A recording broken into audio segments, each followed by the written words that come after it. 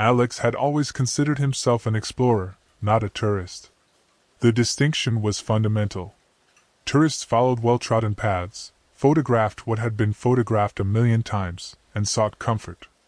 Alex sought oblivion. He found beauty in decay, poetry in ruin. His passion was for abandoned places, old factories where the echo of his footsteps mixed with the ghostly hum of long silent machines, deserted hospitals where the scent of antiseptics and despair still lingered in the wards, and of course, houses. Houses left by their owners, where time had frozen and been coated in a thick layer of dust. It was just such a house that he found on the outskirts of a backwater town in New England, where another trip in search of inspiration for his photo blog had taken him. The Victorian-style mansion stood on a hill, like a hunched old man who had turned his back on the town. Its wooden walls, blackened by time, were bare in places, revealing a skeleton of laths, and the empty eye sockets of its windows stared at the world with mute reproach. One wing of the house had collapsed, and its debris, overgrown with moss and wild ivy, gave the impression that the building was slowly sinking back into the earth from which it had once risen. He parked his old pickup truck at the foot of the hill. The sky to the west began to darken, filling with a heavy, leaden blue. A storm was approaching. The air grew thick and humid, smelling of ozone and wet dust. "I need to hurry," Alex thought, slinging his backpack with camera gear over his shoulder. He would have no more than an hour before the downpour began. The climb up the overgrown path took several minutes. An oppressive silence reigned at the house itself, broken only by the rustle of the wind in the crowns of the ancient oaks. The front door, massive, made of dark, cracked oak with a tarnished brass handle in the shape of a lion's head, was slightly ajar. It seemed to be inviting him in. Alex hesitated for only a moment. Rule number 1 for an urban explorer was never to enter a building unless you were sure of its stability. But this house beckoned to him. It seemed not just abandoned, but asleep. Waiting. He pushed the door. With a creak that sent a chill down his spine, it gave way, revealing a spacious hall. Alex stepped over the threshold, and his boots sank into a carpet of dust and decayed leaves blown in by the wind. A half-light reigned within. Light penetrated only through a single tall, web-covered window above the staircase. The air was stale and heavy, with a distinct smell of rotting wood, mold, and something else, elusively Swedish, like the scent of wilting flowers. Alex pulled a flashlight from his backpack and switched it on. The bright beam snatched details from the darkness, peeling gilt on the frame of a huge mirror, so tarnished with time that it reflected almost nothing. A wide staircase leading to the second floor, its carved banister covered in a thick layer of dust, cobwebs hanging from the ceiling like strands of gray hair. "Perfect," he whispered. This was exactly what he was looking for. A place where history and ruin were intertwined. He turned to leave the door open. It would provide more light, and an escape route should always be visible. But his gaze met a solid wall. Alex's heart skipped a beat. He blinked, thinking it was a trick of the eye, a play of light and shadow. He took a step back, reaching out his hand. His fingers touched not the emptiness of the doorway, but the rough, cold surface of old wallpaper with a faded floral pattern. The very same wallpaper that covered all the walls of the hall. "What the?" escaped his lips. He ran his palm over the wall. No seam. No outline of a door. The wall was monolithic, solid. He knocked on it with his knuckles. A dull, hard sound. As if he were knocking on stone hidden beneath a thin layer of plaster. Panic began to rise from the pit of his stomach like an icy wave. "Calm down," he ordered himself. "You must have been mistaken. Maybe the door closed on its own, and the lock blended in with the wall so you can't see it in the dark." He pointed the flashlight beam at the spot where the exit had just been. The wallpaper was old, torn in places, but completely seamless. There was no handle, no keyhole, not the slightest hint that a door had ever been there. Alex felt every inch of the wall, his breathing becoming rapid and shallow. He pushed, he shoved, he tried to find some hidden mechanism. Nothing. It was just a wall, as ancient and unyielding as the rest of this damned house. He stepped back a couple of paces, feeling cold sweat bead on his forehead. This was impossible. Absurd. He remembered pushing the door. Remembered its creak. He had walked in. And now there was no way out. The first peal of thunder, low and distant, rumbled from outside, but the sound was muffled, as if he were deep underground. The house had swallowed him. Alex pulled out his phone. As he expected. No service. The phone's flashlight and his main one were his only sources of light. He shone the light on the wall again, then moved the beam to the dark openings leading to other rooms. A draft wafted from one of them, carrying the same cloyingly sweet smell. There was no way out. At least, not where there should have been. That left only one path, forward. Deeper into this house that had just sprung its trap on him. Swallowing the thick lump in his throat, Alex stepped slowly, uncertainly, toward the dark doorway of the living room, and the gloom of the room consumed the light of his flashlight. The living room was enormous, far larger than one would have guessed from looking at the house from outside. The high ceiling was lost in the darkness above, and the flashlight beam couldn't reach it. All the furniture, sofas, armchairs, tables, was covered with white fabric dust covers. In the unsteady light of the flashlight, they looked like a silent assembly of ghosts, frozen in anticipation. The dust here wasn't as thick as in the hall, and the covers on the furniture seemed almost clean, which was strange and unsettling. As if someone had been taking care of this place very recently. The cloyingly sweet smell was stronger here, thicker. It tickled his nostrils, causing a slight nausea. Alex moved slowly deeper into the room, sweeping the flashlight beam across the covered furniture. His footsteps echoed loudly in the silence, broken only by his own ragged breathing. He was looking for windows. Every building had to have windows. It was a law of physics, of common sense. And he found them. 3 tall, floor-to-ceiling windows took up almost the entire far wall. Alex let out a sigh of relief and quickened his pace. Salvation was so close. He just needed to break the glass and get outside, into the storm, into the familiar and understandable world. But when he got closer and shone his light on the windows, relief turned to chilling horror. There was nothing behind the glass. No stormy sky, no silhouettes of trees, not even the darkness of night. There was an absolute, impenetrable blackness. A void that seemed to suck in the light from his flashlight. Alex pressed his forehead against the cold glass. It didn't vibrate with the peals of thunder he could still hear, albeit very faintly. The world was not outside that window. With a trembling hand, he took the backpack off his shoulder and pulled out a heavy lens wrapped in a soft cloth. "Sorry, old friend," he muttered, and with a full swing, he smashed it into the center of the window pane. There was a dull, dead thud, as if he had struck solid rock. The lens bounced back, nearly knocking the flashlight from his hand. Not a single scratch remained on the glass. He struck again, putting all his strength and growing panic into the blow. The same result.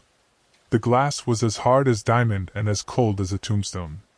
He backed away, breathing heavily. The windows were not an exit. They were a deception. A decoration. The house was playing with him, showing him a false path to salvation only to relish his despair. Suddenly Alex froze. He heard something.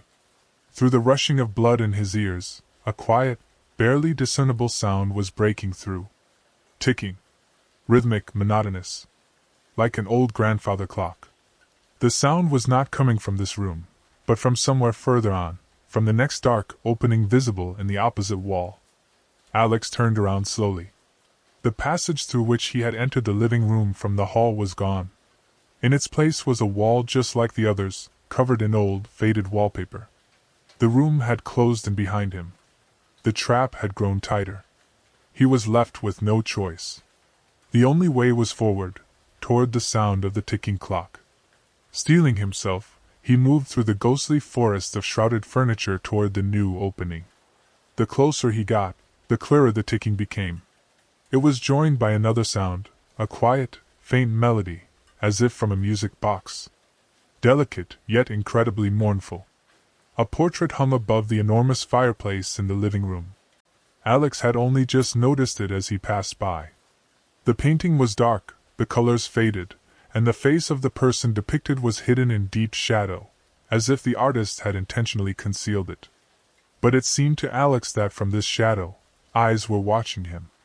Alive, attentive, and filled with an inexpressible coldness. He quickened his pace, feeling that gaze on the back of his neck. He crossed the threshold of the next room and stopped, stunned. It was a dining room. In the center of the room stood a long dining table made of dark, almost black wood, polished to a mirror shine. There wasn't a speck of dust on it. The table was fully set for 12 people. Porcelain plates with a thin gold rim, silver cutlery, crystal glasses, everything sparkled in the beam of his flashlight as if guests were expected to arrive at any moment. But the most horrifying thing was on the plates. It was food. Or what was supposed to be food. At first glance, it looked like a lavish dinner: roasted chicken, sliced roast beef, steamed vegetables. But when Alex got closer and shone his light on the nearest plate, his stomach clenched. The chicken was covered not with a crispy skin, but with a thin layer of gray mold that seemed to pulse faintly.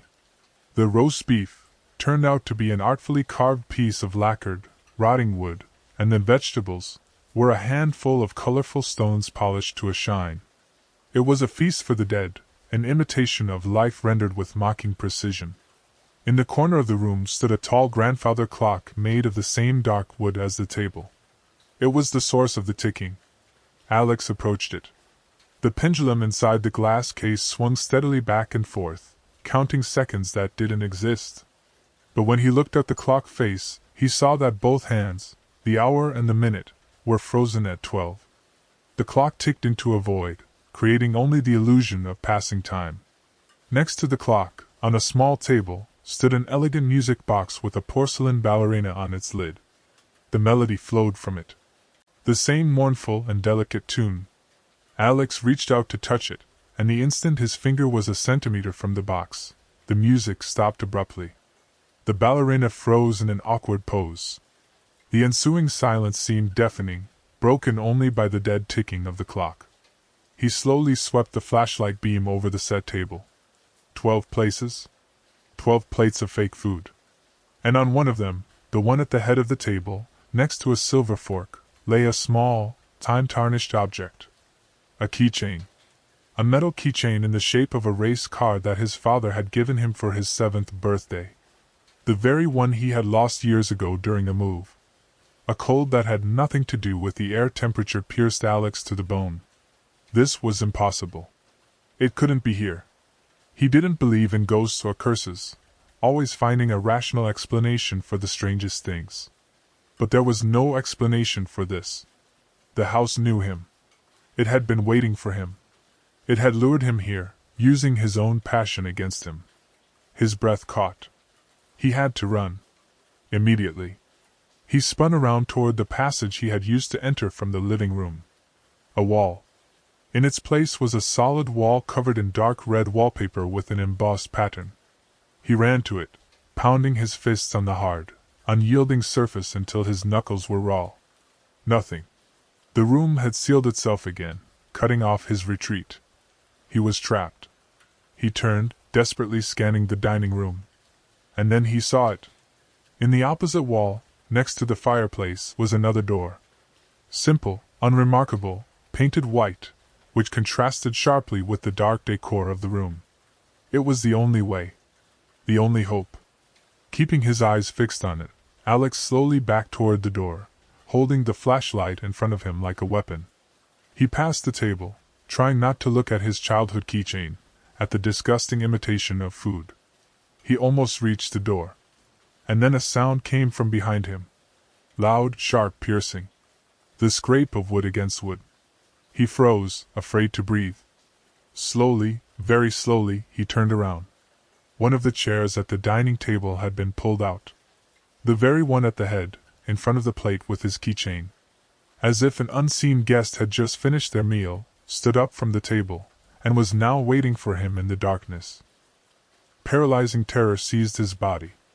Alex stood rooted to the spot, the beam of his flashlight trembling as it illuminated the empty space between the pulled-out chair and the table. He expected to see a figure, a shadow, something that could have made that sound. But there was nothing. Only the air, which seemed thick and heavy.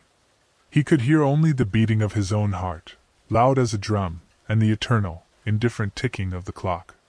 It seemed he caught the faintest sound of breathing, not his own, but someone else's, slow and deep, coming from the darkness. But it could have just been a trick of his inflamed imagination. He couldn't stay here. The unseen presence was pressing down on him, sucking the air from his lungs. Taking another step back, his back hit the cold surface of the white door. Without thinking, he fumbled for the handle, smooth and icy, like bone, turned it, and pulled the door open. Beyond the door was not just another room, but a long, unnaturally narrow corridor. It was so tight that Alex could barely have spread his elbows. The walls were covered in the same dark red wallpaper as the dining room, and a single dim, bare bulb hung from the ceiling, casting the space in a clinical, lifeless light. As soon as he stepped inside, the door slammed shut behind him with a deafening bang. He turned around. On this side, there was no handle, no lock. Just a smooth, solid surface. Once again, there was no way back. The corridor stretched into the distance, disappearing into the gloom. And its walls were completely covered with photographs in identical black frames. Hundreds of photographs. Driven by a macabre curiosity, he stepped forward, aiming the flashlight beam at the nearest pictures. They were old daguerreotypes and faded prints from the 19th century. Men with stern faces and thick sideburns, women in severe dresses, children who looked like little old people. They all stared into the lens with the same deathly expression. The family that once lived in this house? Probably. He continued down the corridor, his boots clattering on the wooden floorboards. With each step, the photographs changed. Eras shifted.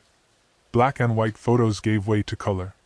Severe Victorian attire was replaced by the fashion of the 20s, then the 50s, then the 70s. But the faces remained unfamiliar. Different families. Different victims? Alex quickened his pace, goosebumps crawling up his spine. And then he stopped dead in his tracks. His heart skipped a beat, then began to pound furiously. On the wall, in a simple black frame, hung a photograph of his parents on their wedding day. They were smiling, young and happy, and that smile seemed blasphemous in the sinister corridor. Next to it was a photo of his grandparents, whom he had never met. And then he saw himself. There he was, 5 years old, sitting under a Christmas tree.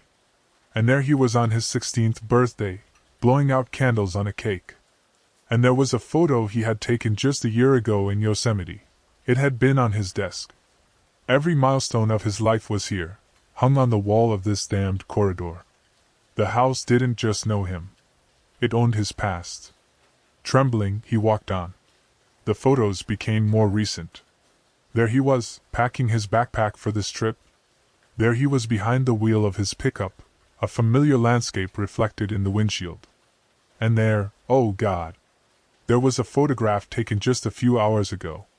He was standing at the foot of the hill, looking up at the house. On his face was a look of anticipation. The shot had been taken from above, as if someone, or something, had been watching him from a second-story window. Panic seized him. He broke into a run down the corridor, not wanting to see what came next. But his eyes were involuntarily drawn to the last frame in the row. It was empty. A white piece of cardboard, gaping like a freshly dug grave. Waiting. At the end of the corridor, directly beneath the empty frame, stood a single high-backed, carved chair. And opposite it, on a massive wooden tripod, was an antique camera. A huge, clumsy apparatus with an accordion bellows and a large brass lens aimed directly at the chair. It looked like a predatory insect, frozen in wait for its prey. The cloyingly sweet smell was almost unbearable here. Now Alex recognized it. It was the acrid smell of photographic developing chemicals, mixed with the same scent of decay. This place wasn't just a gallery. It was a darkroom. A trophy hall. Suddenly, a quiet mechanical sound came from the camera, A click. Then a soft whirring. Alex stared at the lens, mesmerized. He thought he could see the lenses inside it moving, adjusting the focus. On him. The camera was alive. And it was ready to take its picture. The survival instinct, older and stronger than the paralyzing fear, took over. Alex was not going to sit in that chair. He was not going to become another faded face on the wall. With a wild cry, full of rage and despair, he lunged forward, not at the chair, but at the camera itself.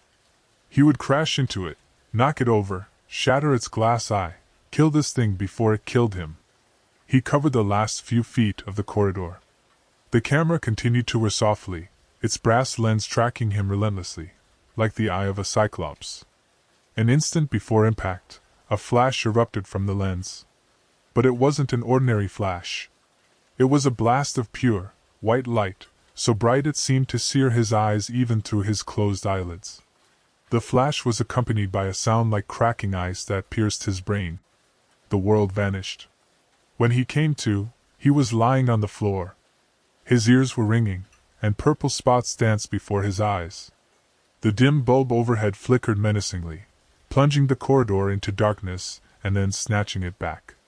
He sat up, shaking his head. His body ached, but he was intact. He raised his flashlight and pointed it toward the end of the corridor. The camera stood in its place, unharmed. The chair was empty. And the empty frame on the wall was still waiting. But something had changed. To the right of the camera, where there had previously been a solid wallpapered wall, there was now a black, arched opening. No door. Just a passage into a new, even deeper darkness. He got to his feet, staggering. He had lost this round. The house hadn't allowed him to destroy the camera, but it had allowed him to pass. The game continued. Feeling the cold, unblinking gaze of the lens on his back, Alex, without turning, stepped into the archway. He found himself in a library. But it was the strangest library he had ever seen. It was circular, incredibly spacious. Bookshelves, crammed with thousands of leather-bound volumes, soared upwards, disappearing into the gloom of a domed ceiling that was so high it seemed like a starless night sky. The air was thick with the smell of old paper and leather, but mixed with it was another, unexpected scent, the smell of damp earth, decaying leaves, and rain. He lowered the flashlight beam and saw that he was standing not on a wooden floor, but on soft, damp soil. Clumps of pale moss and thin, whitish mushrooms grew between the bases of the bookshelves. This library was a living mausoleum, where knowledge was slowly rotting away, giving way to primordial nature. In the very center of this gigantic hall stood a massive oak table. On it, in a circle of soft greenish light cast by an old banker's lamp, lay a huge open tome. The lamp was lit on its own, with no wires or visible power source, its light the only island of order in this realm of quiet decay. Alex approached the table slowly, cautiously. His boots made soft squishing sounds on the damp earth. The book looked like an accounting ledger or a ship's log. The pages were yellowed and brittle, and the text on them was written in a calligraphic script full of elegant flourishes. It was a list. A list of names. He ran his finger over the lines. Each entry consisted of a name, a date, and a short, merciless note. Elias Thornton. Arrived November 14, 1868. Took pride in his intellect. Now forever solves the same unsolvable riddle. Lillian Grace. Arrived May 2, 1903.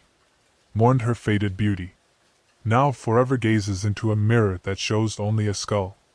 Sergeant Michael O'Connell. Arrived September 19, 1944. Tormented by survivor's guilt. Now relives his platoon's final battle, over and over. Alex's heart seized with an icy terror. It was them. The people from the photographs. This was a chronicle of their eternal torments. Each room in this house was a personal hell, crafted from the passions, fears, and regrets of its victims. With trembling hands he began to turn the pages. The handwriting changed, becoming less ornate, more modern. The dates drew closer to the present. He flipped through decades, through lives reduced to a single line in this cursed book. and then he reached the last page. There was only one entry on it. The ink was fresh, still glistening in the damp air. It looked like black blood seeping from the paper. Alex Mercer. Arrived August 27, 2024. Found beauty in decay. Now he will become a part of it. The very moment he finished reading his name, a low, grating rumble swept through the library. The floor beneath his feet trembled slightly. With a deafening creak, the giant bookshelves began to move. They slid slowly on unseen tracks, rotating around the central table. Passages between them closed, new ones opened. The entire library was transforming into a gigantic, ever-changing labyrinth. Alex darted toward the arched opening he had come through, but it was already gone. 2 bookshelves had slid together in its place, colliding with a dull, final thud. He was locked in the center of a moving labyrinth of rotting books and damp earth. And then he heard a new sound. It came not from the creaking shelves, but from the darkness between them. A quiet, wet, shuffling sound, as if something heavy was being dragged across the ground. The sound grew closer, sometimes disappearing behind a wall of books, then reappearing from another direction. It was moving through the labyrinth with him. It was hunting. Alex froze, not daring to breathe. He switched off his flashlight so as not to give himself away, the lone green lamp on the table now the only source of light. The shuffling sound stopped. A silence fell, even more terrifying than the grinding of the moving walls. He slowly turned his head in the direction the sound had last come from. And in the gloom, at the edge of the circle of light, he saw it. A shadow fell across the floor from behind the corner of the nearest bookshelf. And then, from that shadow, a hand emerged. Pale, almost luminous, with unnaturally long, thin fingers like the legs of a spider. It lowered slowly, silently, and gripped the spine of an old book. Time stood still. Alex couldn't look away from that hand. It was wrong in every way. The skin seemed thin and stretched, like parchment, and through it, dark, branching veins were visible, like dried roots. There were no fingernails. Instead, the fingertips tapered into smooth, yellowed bone needles. The hand did not tremble. It was perfectly still, gripping the book with a predatory confidence. Following the hand, the entire figure emerged from behind the shelf. It unfolded slowly, with an unnatural grace, like a page being turned. The creature was tall and gaunt, clad in the tattered remains of what might have once been a librarian's clothes. Its skin, like that on the hand, resembled old paper, covered in faded, unreadable lines of text in an unknown language. But the most terrifying part was its face. There was no face. Instead of features, there was a smooth, blank surface, like a clean sheet of paper, with faint indentations where eyes and a mouth should be. The creature, this librarian, turned its faceless head toward Alex. He couldn't see its eyes, but he felt its gaze upon him, cold, appraising, and full of a hungry curiosity. It raised its other hand, and Alex saw that it was holding a book. A tome exactly like the one on the table, but this one was empty. Its pages gaped with pristine whiteness. The librarian opened the empty book, and in that instant, Alex felt a strange, nauseating dizziness. He felt as if something was being pulled from him, siphoned out like air from his lungs. Memories, thoughts, his very essence, all of it was being drawn toward those blank pages. He understood. This creature didn't kill. It erased. It consumed the stories of its victims, writing them into its endless, dead collection. Animal terror broke through his stupor. Alex turned and ran. He ducked into the first passage he saw between the moving shelves, not caring where it led. He heard no footsteps behind him, but he felt the pursuit. He felt a coldness spreading through the library, felt the rustle of thousands of pages in unison, seeing him off. This wasn't just a run. It was a struggle against space itself. The shelves moved, grinding like titans, changing the geometry of the room every second.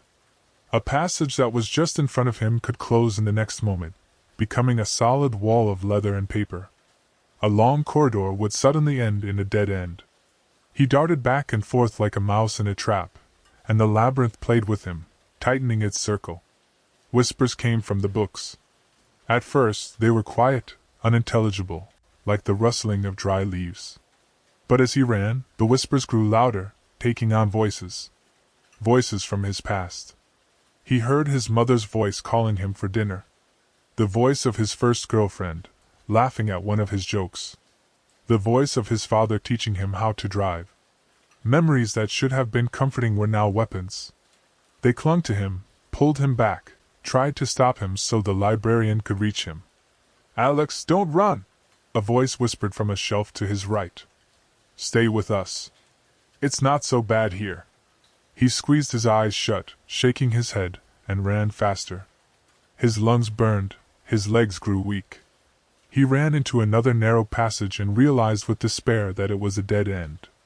He was trapped between 3 walls of books, and behind him, the passage began to close with a slow, inevitable grinding sound.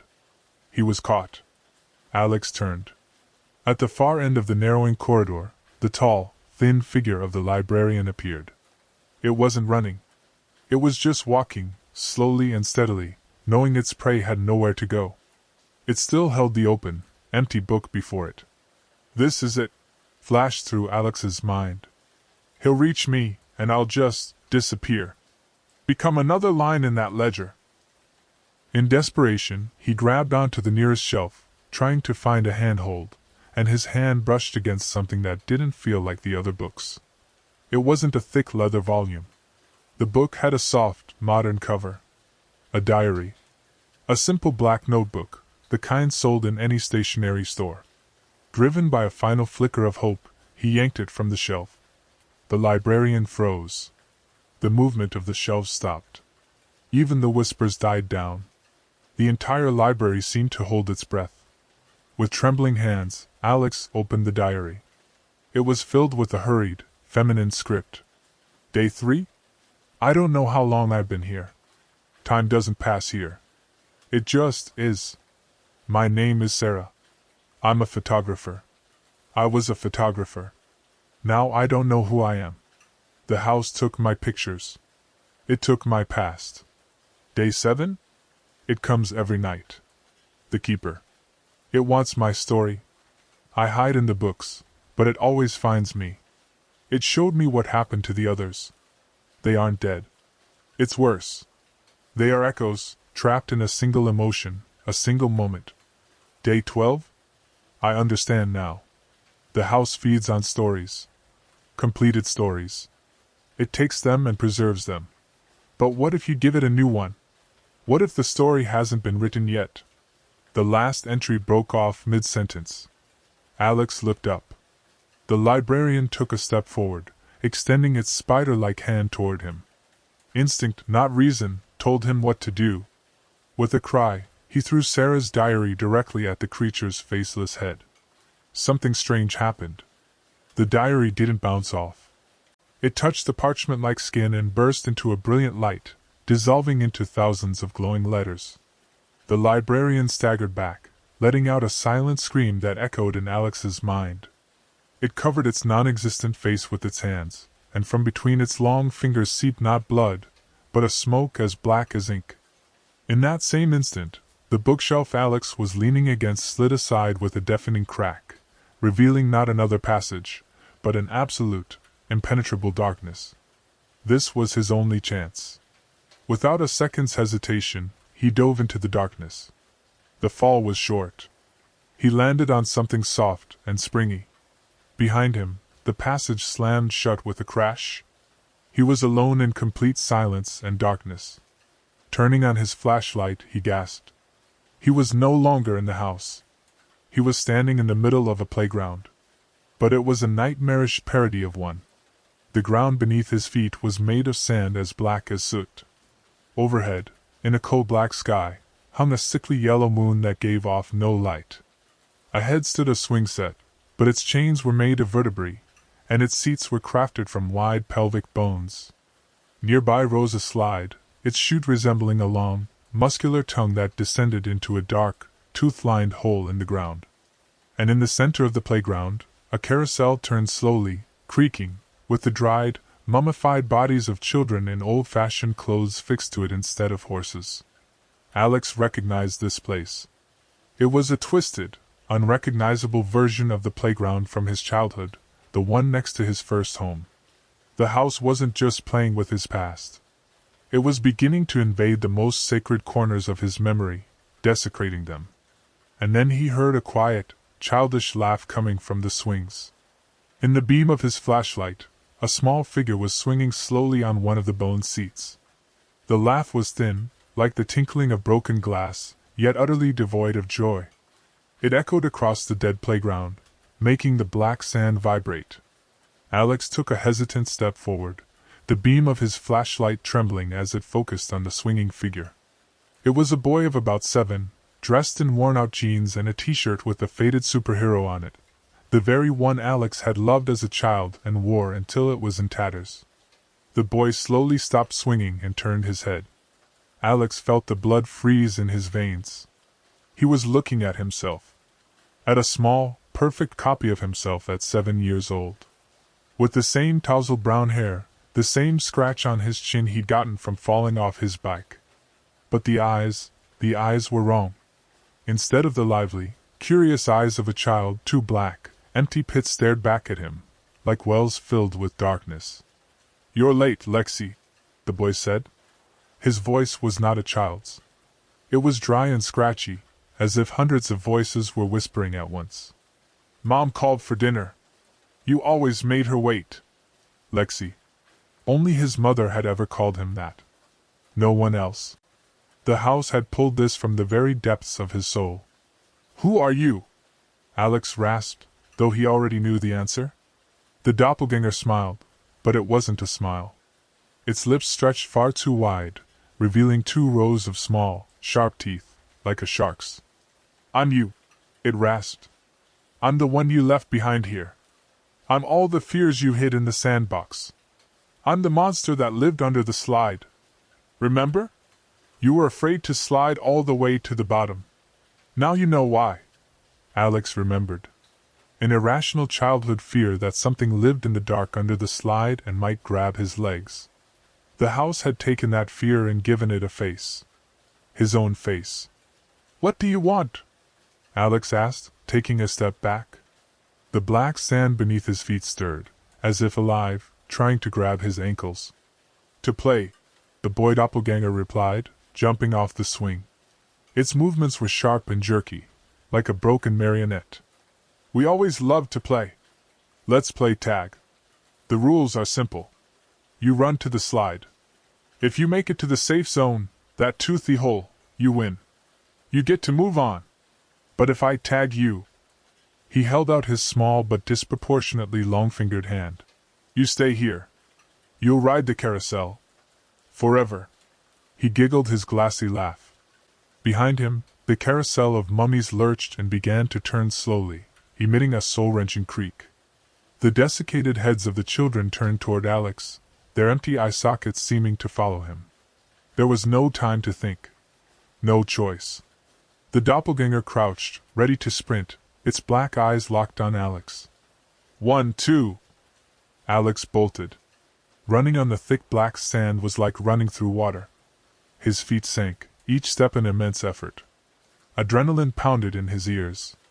He could hear the pitter-patter of small feet behind him, unnaturally fast.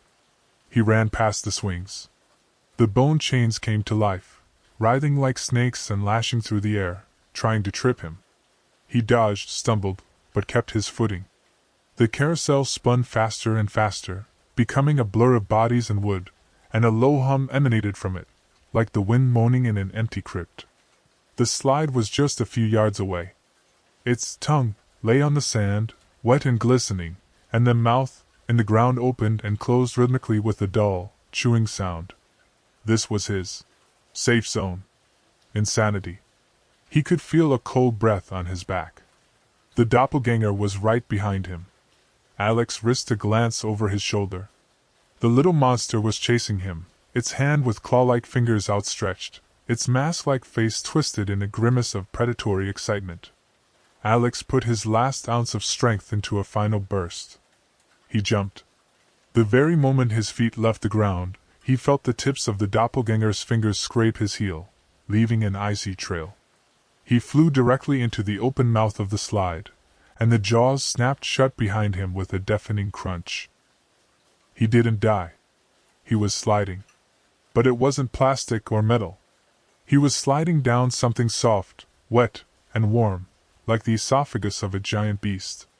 The walls around him pulsed, and the air was thick and smelled of iron. The slide ended as suddenly as it began. He was spat out onto a hard floor. He lay on a carpet, breathing heavily, trying to recover. He had survived. He had moved on. He got up, looking around. The room was painfully familiar. Blue wallpaper with little spaceships, a single bed with a Star Wars comforter, a desk with scattered pencils and an old computer. Rock band posters hung on the walls. This was his bedroom. His teenage bedroom. A perfect replica. Almost. The colors were dull, faded, like an old photograph. The air was still and stale, as if in a long sealed room. And on his bed, with their back to him, sat someone. The figure was wearing his favorite old hoodie. Long, dark hair fell over their shoulders. The figure slowly turned its head. It was a girl. Her face was pale, almost translucent, and her eyes were huge and full of a bottomless, all-consuming sorrow. Alex gasped. Emily? The name escaped his lips as a whisper, like a moan. It was impossible. Emily. His first love. His greatest regret. She had died in a car accident 10 years ago, on prom night. In a car that he was driving. The ghost of the girl on the bed gave a faint smile, and that smile made Alex's heart ache painfully. Hi, Alex. Her voice was a quiet echo, as if coming from behind a thick wall of water. I've been waiting for you. He took a step forward, then another. He couldn't believe his eyes, but every detail was perfect.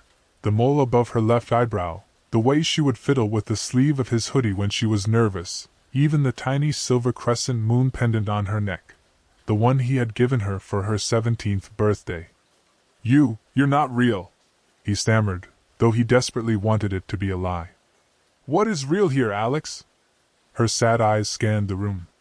This place is made of what we hide inside. You never really let me go, did you? She was right. Her death had been a fracture that ran through his entire life. Guilt was his constant companion, a shadow he tried to escape by immersing himself in the ruins of other people's lives, because he couldn't face the ruins of his own. Suddenly, a new smell filled the air. Sharp, acrid. The smell of wet asphalt, gasoline, and rain. Alex looked around. Dark streaks began to run down the spaceship wallpaper, as if the room were weeping dirty water. The carpet under his feet became damp and cold. A few drops began to fall from the ceiling. It was raining in the room. Do you remember that night? Emily whispered. The road was so slick. You were driving so fast. Music began to play from the old speakers on the desk. Their song. The one that was playing on the radio in the car minutes before the crash. But the melody was distorted, slowed down, full of dissonant, wailing notes. I didn't mean to, Em. I didn't mean to. The words tore from him like a ragged breath. For 10 years he had held it in, and now he was confessing to a ghost. The faces of the rock stars on the posters on the walls began to melt and distort. Their smiles turned into accusing grimaces. Their eyes followed him, full of silent condemnation. I know, she said, and her voice was full of an endless compassion that made everything even more unbearable. But you left me there, Alex. In the dark. In the cold. You walked away, and I stayed. She held out her pale, almost transparent hand. In her palm lay the same silver pendant. But now it was broken. The chain was snapped, and the crescent moon was bent and scratched. Fix it, Alex, she whispered. Please. Fix it, and we can be together. Forever. That's what you want, isn't it? He looked at the broken pendant, at her pleading eyes, and for a moment he gave in. He wanted to. Oh, how he wanted to turn back time, to fix his mistake. He took a step toward her, reaching out his hand. But then he remembered the words from Sarah's diary. The house feeds on completed stories. What could be a more completed story than reuniting with a lost love in an eternal prison of guilt? This was the sweetest and most lethal trap of all. As his fingers almost touched hers, he stopped. "No," he said, and the word cost him incredible pain. He pulled his hand back. "I can't." Emily's face trembled. The sorrow in her eyes was replaced by confusion, and then by something cold and empty. "What do you mean, you can't?" Her voice became lower, the echo gone. "You have to. You promised me. Always. Remember?" "I remember," Alex said, and tears streamed down his cheeks, mixing with the rain that was now pouring down in the room. "And I'll never forgive myself. Never. But you're not her. You're my pain. My guilt. And I can't stay here with you. I have to move on." He forced himself to turn away from her. It was the hardest thing he had ever done in his life. Harder than facing her parents. Harder than standing at her grave. "Don't you dare!" she screamed behind him. Her voice had changed, becoming shrill, full of rage and the grating sound of shattering glass. "Don't you dare leave me again! Alex!" He didn't look back. He walked toward the closet door at the far end of the room, the only thing that wasn't a part of his memories. With every step he took, the room behind him fell apart. He heard the walls crack, heard the shattering of glass from a window that shouldn't have been there. The music turned into a deafening cacophony. "You're not leaving!" Emily's ghost shrieked. Alex reached the closet and pulled the handle. The door opened. But there was no closet behind it. There was a spiral staircase, descending steeply into a thick, impenetrable darkness. A sepulchral cold and the smell of something ancient and inhuman emanated from the depths. He stepped over the threshold without looking back. The door slammed shut behind him with force, cutting off the furious screams. He was alone on the top step of the staircase, plunged into darkness and silence. The beam of his flashlight caught only the first few steps, made of cracked, damp stone. Beyond that was only emptiness. He began to descend. Step by step. The echo of his footfalls was swallowed by the bottomless depth. It felt as if he were descending into the very heart of the earth. Or into the very heart of the house. The descent seemed to last an eternity. Time had once again lost all meaning, left somewhere above with the ticking clocks and the fake rain. The air grew colder and denser. The familiar smell of decay and dust was replaced by something else. Something primal and mineral, like the smell of freshly split rock, damp cave clay, and ozone. The walls beside him were uneven and slimy to the touch, as if he were descending not a staircase, but the throat of some geological monster. At one point, he paused to catch his breath and listened. The silence was gone. From the depths below him came a low, barely perceptible hum. Rhythmic, slow, deep. Thump, thump, thump. Like the beating of a colossal heart. With every step down, the sound grew louder, penetrating not so much his ears as his chest cavity, making his own bones vibrate in time with it. Finally, the staircase ended. He found himself on a ledge at the edge of a vast, indescribable cavern. The space was so enormous that the beam of his flashlight was lost, unable to reach either the walls or the ceiling. This place had not been built. It had been grown. From a floor that looked like a dark, pulsating membrane, columns grew, resembling giant ribs. From the distant, unseen ceiling hung structures like petrified sinews. Everything here was alive, but not alive in any way Alex was used to understanding. This was life on a geological timescale, alien and terrifying. He wasn't in a basement. He was standing inside the very guts of the house. And in the center of this cavern, bathed in a dim, crimson light of unclear origin, was it? The heart. It was the size of a small house, a gigantic, amorphous mass of pulsating, dark red flesh. Waves of contractions rippled across its surface in time with the dull, low beat that now filled the entire space. Thick, artery-like cables of the same living tissue extended from the heart in all directions into the darkness. Some of them grew into the floor and walls, while others went up toward the ceiling, toward the rooms he had passed through. This was the central hub, the source of power and consciousness for this nightmarish place. And atop this repulsive organ, almost sinking into its contracting flesh, stood a throne. A throne made of blackened bones and intertwined, petrified roots. And on the throne sat a figure. At first, Alex mistook it for a desiccated mummy or a strange statue. The figure was tall and skeletal, clad in the tattered rags of a Victorian suit. Its skin was gray and stretched taut over its bones. Long gray hair fell to its shoulders. One hand, consisting of nothing but bone and dried sinew, rested on the arm of the throne.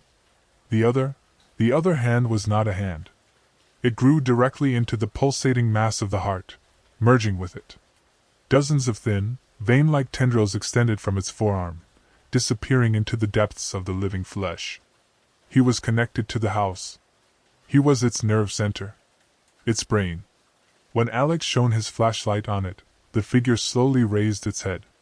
Its face was like a parchment death mask, but its eyes burned with a dim, crimson light. There were no pupils, only an endless, ancient malice and hunger. This was the man from the portrait in the living room. The architect of this hell. He did not speak. He had no need for a voice. His words flooded directly into Alex's mind, a cold, ruthless stream of thoughts and images. You have come. At last. Another connoisseur. Alex's consciousness was overwhelmed with visions. He saw this man, whose name was Jeremiah Crow, build this house over a century ago. But he built it not of wood and stone. He built it from his own pain, from his obsession with eternity, using dark rituals and forgotten knowledge. He wanted to create not just a house, but a living trap, an eternal archive that would feed on the stories and emotions of those who entered it. He sacrificed himself, becoming the first brick, the heart of his creation. They are all here. My collection. Alex saw them all. He saw Elias Thornton, the scholar, trapped in an endless labyrinth of illogical corridors. He saw Lillian Grace, the beauty, whose personal hell was a hall of distorted mirrors.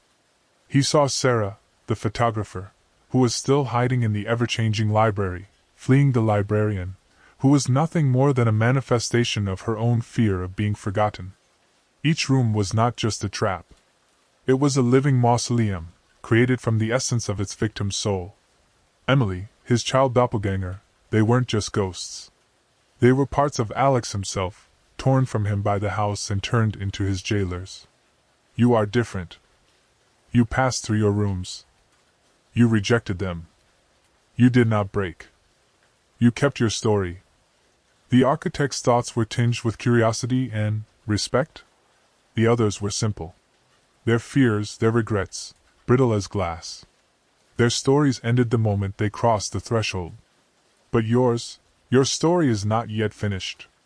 You found beauty in my creations. You understand the essence of decay. You are not just a victim. You are a kindred spirit. An image formed in Alex's mind's eye. He saw himself standing beside the throne, his own hand sinking into the pulsating flesh of the heart, connecting to it.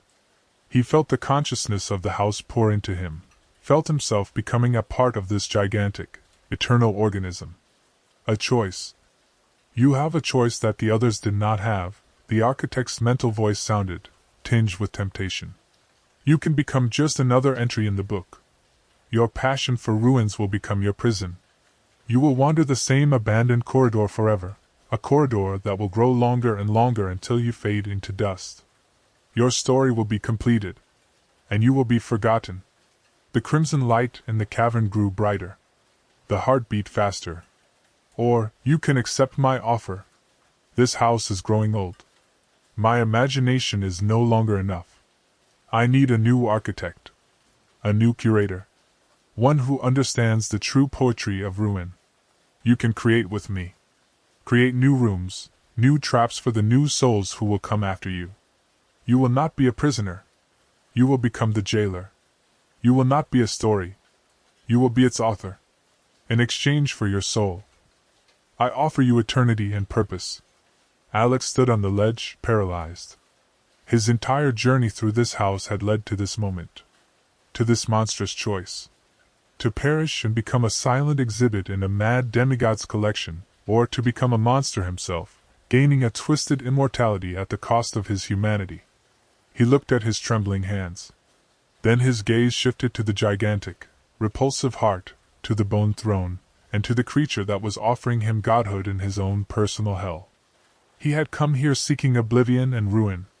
And here they were, before him, in their most absolute form. And he had to choose.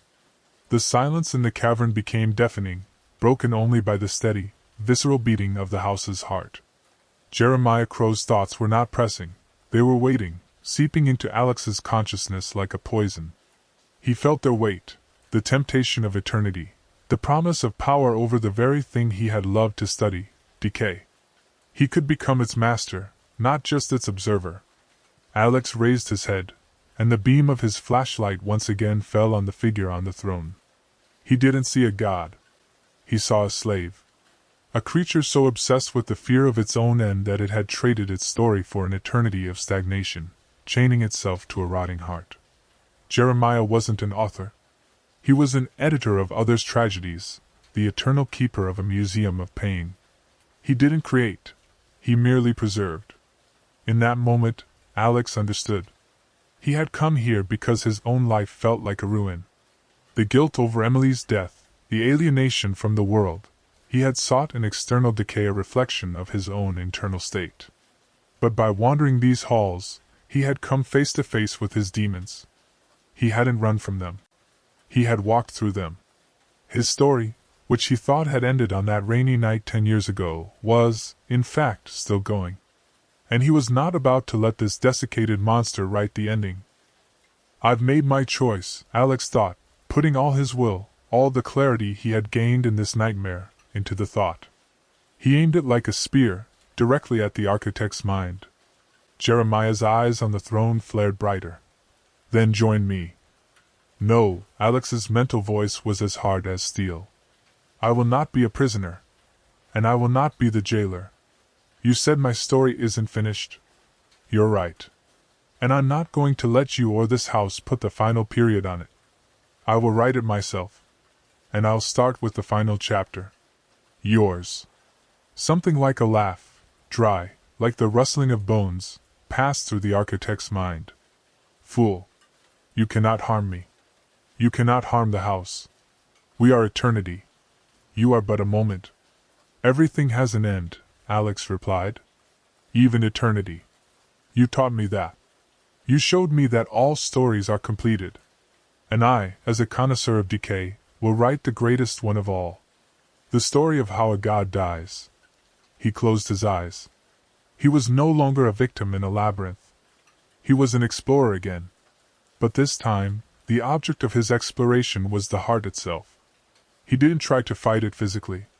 He used the only thing he had, his perception. His will. His passion, turned into a weapon. He focused on the steady, powerful beat. Thump, thump, thump. And he began to mentally describe it, just as he would describe the dilapidated facade of an old factory. First signs of fatigue. The rhythm falters and arrhythmia appears. The once mighty muscle weakens. Cracks appear in the valves like in old leather. The blood flowing through the artery cables thickens, stagnates, turning into a black, motionless tar. Stop! The architect roared in his head. The heart beneath the throne shuddered, its beats skipping for a moment. Your words are nothing. But Alex didn't listen. He continued his silent chronicle of the end. He focused all his concentration, all his knowledge of decay and ruin, on this living organism. The tissues lose their elasticity. Sores appear on the surface, like lichen on a tombstone. The crimson light within fades, replaced by the ashen gray of necrosis. The rib columns in the cavern are covered in a network of cracks. Stone dust falls from the diaphragm ceiling. Thump, thump, thump, thump, hiss. The heart's rhythm became chaotic, panicked. The cavern shook. Rocks began to fall from above. Jeremiah convulsed on his throne, his bone hand, fused with the heart, turning black with swollen veins. No!